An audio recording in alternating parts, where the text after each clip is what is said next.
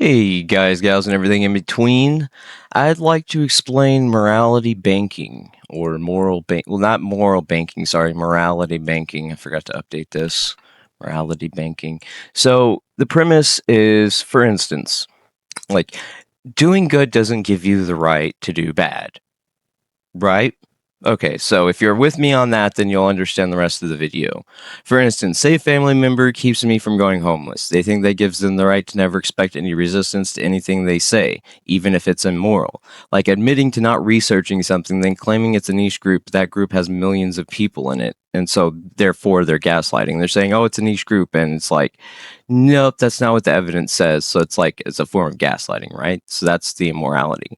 Assuming everything without ever asking a question, yet they dictate the reality of others because they didn't see it.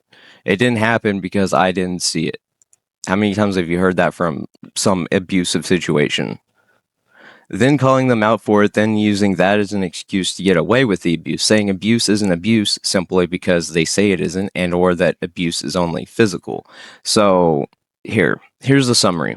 A psychological and ethical framework I'll call moral banking or morality banking. I forgot to update this last night. I updated the term today. Okay. Morality banking, a system where individuals treat past good deeds like deposits in a moral account, granting them indefinite credit to act without being questioned, criticized, or held accountable. When this banking system is used to excuse harmful or unethical behavior, especially towards those they claim to have helped, it becomes coercive and manipulative. This is a hyper-sanity critical concept, with deep implications in ethics, power dynamics, trauma systems, and logic. Let's break it down and explore into related models for analysis. Morality banking as ethical manipulation.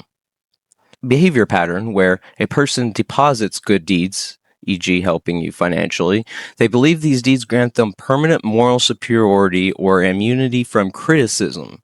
They withdraw authority, obedience, or silence from you in return. Core mechanism. I helped you, therefore you owe me unquestioning loyalty, even if I'm wrong. Key traits of morality banking abuse. 1. Non-consensual debt. Moral debts are created without agreement. You didn't consent to trade your autonomy for help. Temporal immortality. The good deed is eternal, but harm is erased quickly. False equivalence. Because I once did good, I can't be doing harm now. Gaslighting logic. It's not abuse because I say it isn't, or you wouldn't survive without me, so this isn't abuse. Delegitimizing resistance. Your moral standing is invalidated because you've been helped. Weaponized invisibility. I've never seen that issue, so it can't be real. Used to invalidate your experience that you actually experienced. So when someone tells you that you didn't experience something, they're gaslighting you. They're gaslighting your reality like it happened. Like you're trying to tell someone that they didn't experience something they did, and you're telling them it didn't happen without proof. If you're going to tell someone that something didn't happen that they're saying happened, you better damn well have proof. Cognitive model. This can be mapped to a corrupted moral economy. Creditor. The abuser sees themselves as a creditor of moral value. They distribute the credit. Debitor. The victim is treated as morally bankrupt or in eternal debt. Interest. Emotional silence, obedience, or tolerance of cruelty. Foreclosure. When the victim speaks out, the abuser calls the debt. Right?